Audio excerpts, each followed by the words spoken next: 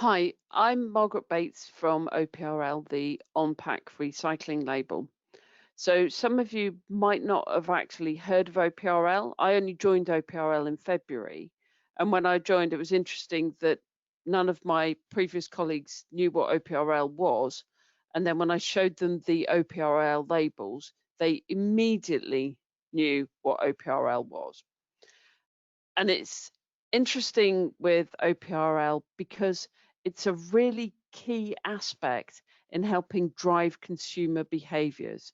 So the labels really help consumers to recycle better more often. And it's one of the most effective communication schemes that you can use. So we've been around for a while. We're over 10 years old. Initially, it was founded as an arm's length not-for-profit by the British Retail Consortium, working with WRAP. So you see the Recycle Now swoosh or icon on our labels. We have exclusive license by WRAP to use those labels, and we work very closely in partnership with them. And if you ever do anything with OPRL or the Plastics Pact, it's virtually impossible to do one without the other. And I would like it to be impossible to do one without the other.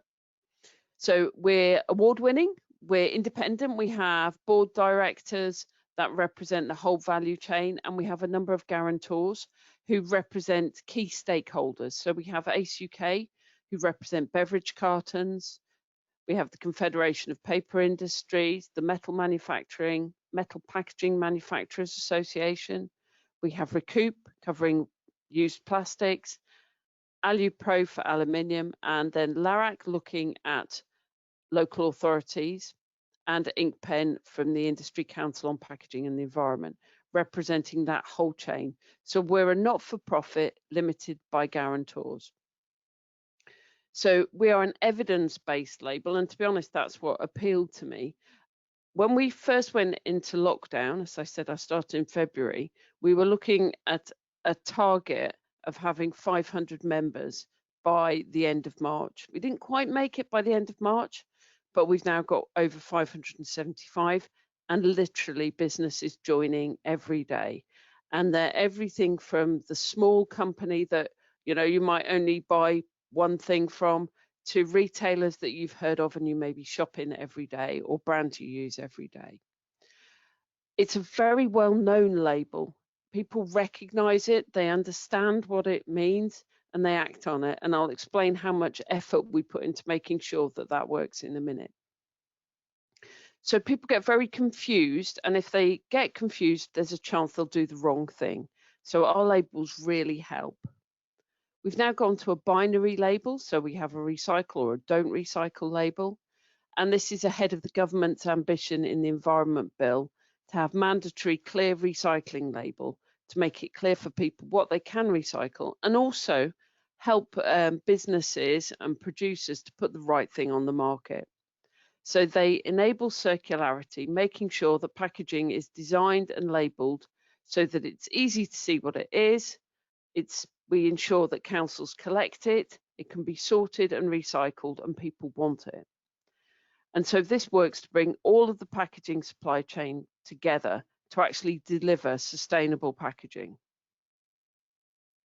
So we recently published some research about what consumers want.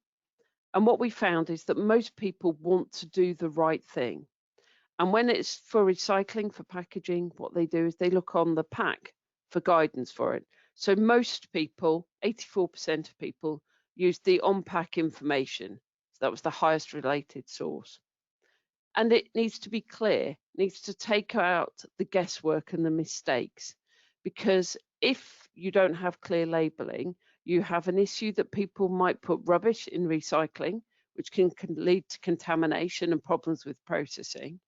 Or they might put their recycling in their rubbish, which means we lose valuable materials for the future. So we have clear and consistent. It now says recycle or don't recycle, with a few exceptions. And this has been recognised by the United Nations Environment Programme as best practice. So because it's clear and it's local and it's very easy to understand, people recognise the symbols and they know what to do with them.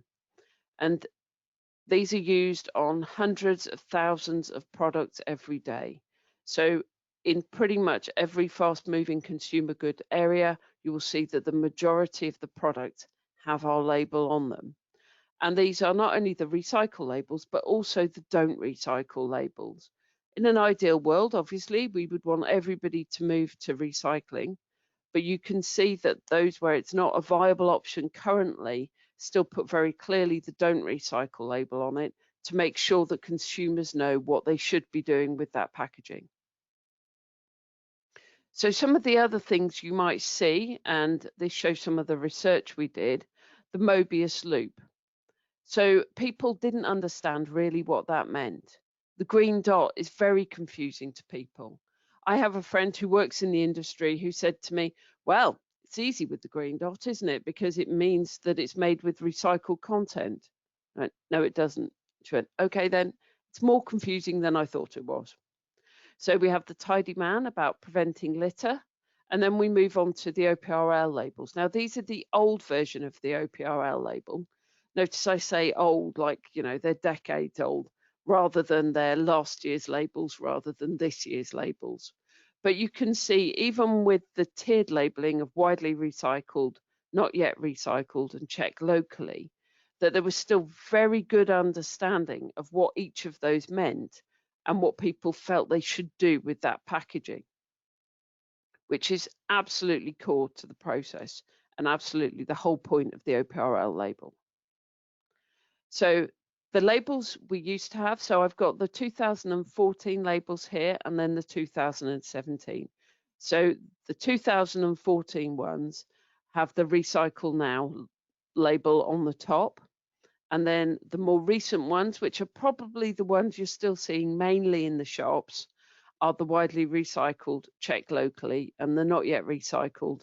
And then I'll move on in a minute to the ones we have now. Now, my husband brings these into me on a daily basis when he sees something that's wrong. And I think he expects me to make a phone call and say to someone, hey, you're using the wrong label, can you change it?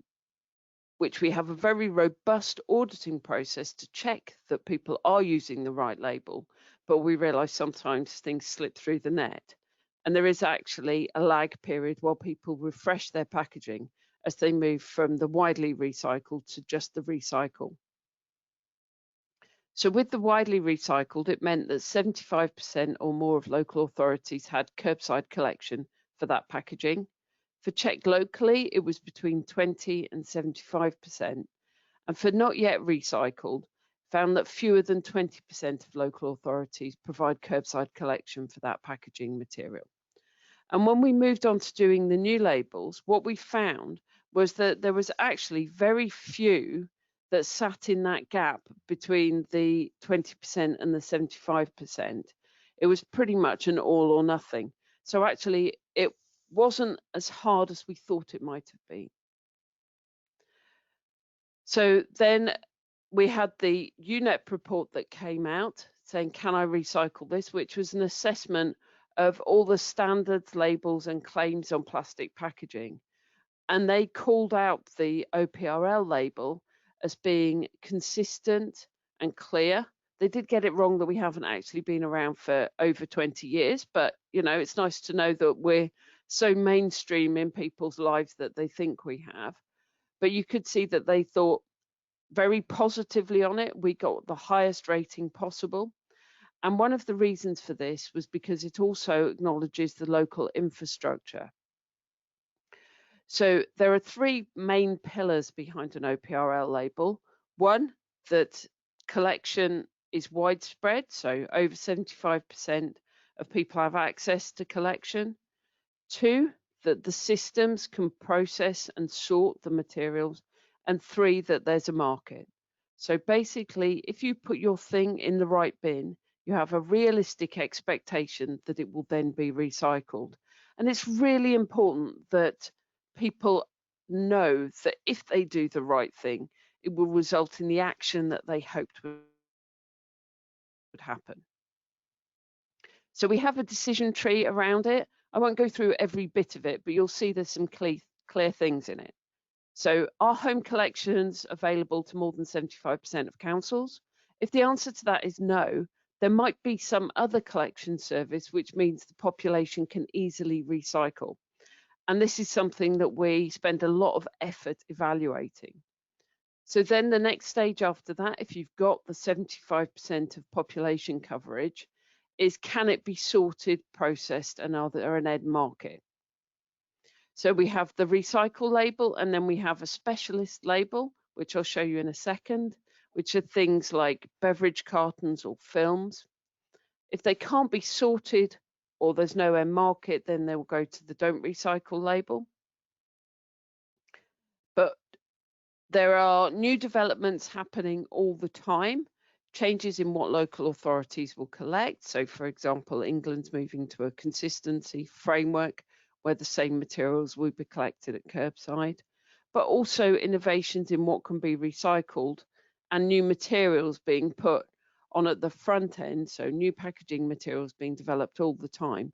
So, it's really important that we can reflect those innovations and changes in what we do. So we have the new rules, and I showed you the simplified version of that. But those of you who work in detail in packaging will know there's a lot of small detail that really makes a difference as to whether something can be recycled or not. So there are a number of other factors we take into account.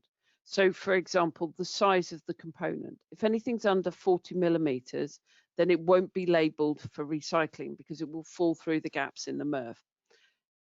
It might still get recycled if it's something like a cap. So you might see something that on a bottle says cap on if the cap's smaller than 40 millimeters, so it gets carried through the system. There are also issues with labels and sleeves on plastic packaging. If they're too big and they cover too much of the surface and they're made from a different polymer, the machines that read the polymers can't read the material that actually the bottle is made of rather than the sleeve.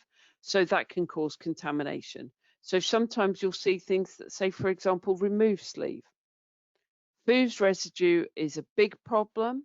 So particularly where it's baked on or cooked on and can't be rinsed. So sometimes you'll see rinse, sometimes you'll see clean.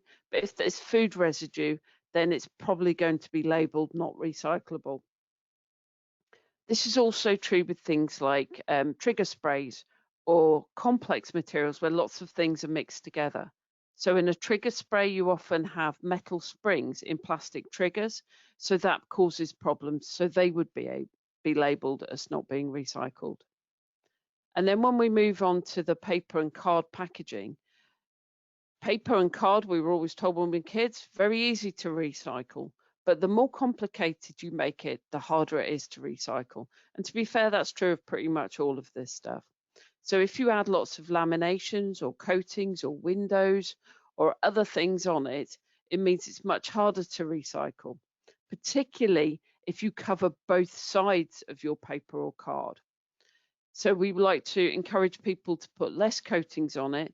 And if you've seen recent TV programs around sandwich packets, you'll see that we try and encourage removable or peelable sleeves if possible. So there's lots of little changes that are constantly being reviewed to reflect the innovation and changes in technology.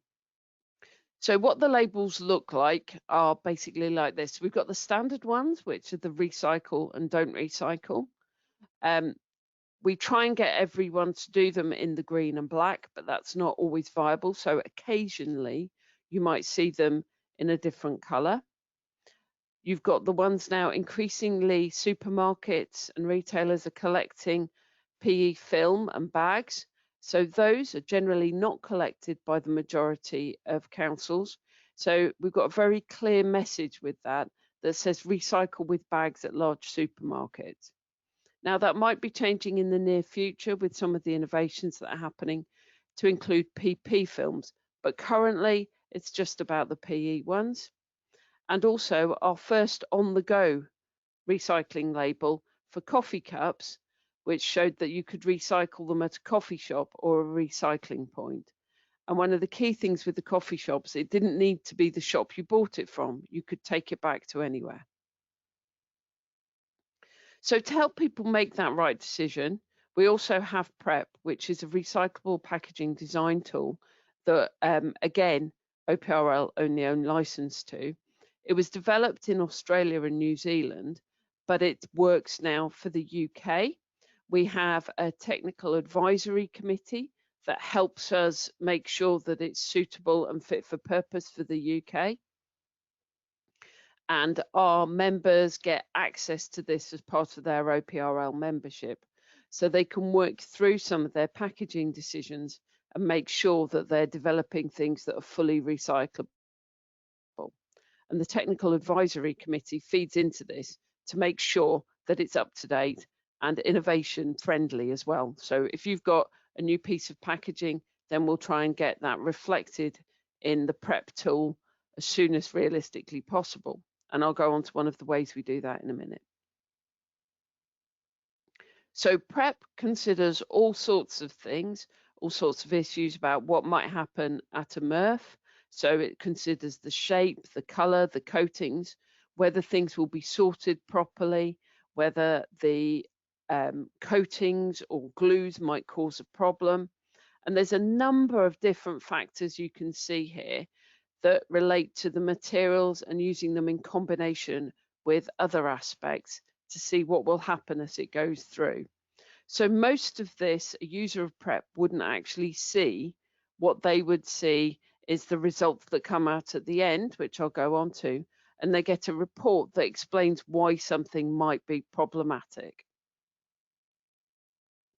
So this is an example of what an evaluation report might look like.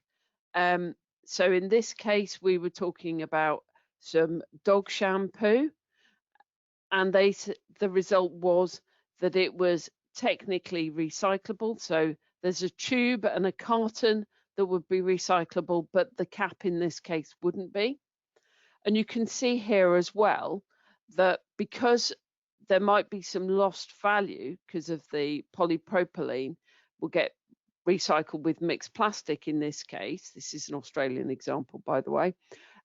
You can see that it says lost value. So it gives you 3 different stages so you can make informed and improved decisions. So not recyclable, recyclable with no issues, or recyclable at lost value. So the aim is that it will help everyone move into just the recyclable category. And I would argue that that's probably more than enough for EPR and more than complicated enough for a modulated fee. Then to help you generate your own labels, we have a labeling tool that sits on the members bit of the website. And here you put in your packaging components. You say what goes into your materials, what labels you have, any specialist features, whether there are other things. So for example, in this case, you've got a recycle label that says to leave the cap on. But there are other ones that might go with it, as like remove sleeve. So you put all your data in there. It gives you a number of options as what format you want the label to come out in. And then you can generate your own label. It generates up to 3 labels. Any more than that, you need to ask us, because we're trying to discourage people from putting too many labels on currently. So that means that you don't need to wait for us to do anything. You can generate your labels yourself. But that does mean that from our point of view, we subscribe to ISO 14021 for self-declared environmental labels. And as part of our commitment to making sure our labels are correct, we also have a very robust external audit process where all our members are audited every 3 years to ensure that they're using the label correctly. We've just launched a new initiative with Recoup, the plastics recycling experts, where if you're a producer of packaging, then you can send something off to Recoup. This is in addition to your membership, in partnership with us, and we will determine whether it's recyclable. So when you're trying to sell it to other business users, and I should make it clear this is a B2B label, then what you can do is you can say, if you use this packaging, you will get an OPRL recycle label. We started with plastic, but we're already looking at developing this system with other packaging materials. So it never ends at OPRL, it's always changing. So our aim is to put OPRL at the heart of the packaging circular economy. We have representation from every bit of that circle in our membership, from waste management companies to designers to manufacturers, retailers, brands. And we're looking at a lot of new plans into the future, a lot of new labels, gives you some indication here. But we're looking to target more non-grocery members, and we've had a big rise in non-grocery members coming through soon. We're looking at new labels. So we're looking at developing labels around a reuse system, potential for compostable and biodegradable, though that's quite complicated, as you can imagine. Other systems around maybe a DRS. We want to become the mandatory recycling label. And as part of that, we do a lot of work on consumer communications. To be honest, before I joined OPRL, I couldn't believe how much consumer awareness and insight went into developing the new labels. That people feel if you use a different font, it's bossy or childish. Whereas I just look at it and think it's a label, but it's a lot more complicated than that. So before we launch any label, there's a lot of work done behind the scenes just to check that it's exactly what people are expecting to see and that it gives the message that we think it will. So it's very clear and they know what to do. So thank you very much for your time and attention. And if you've got any questions, I'm more than happy to take them.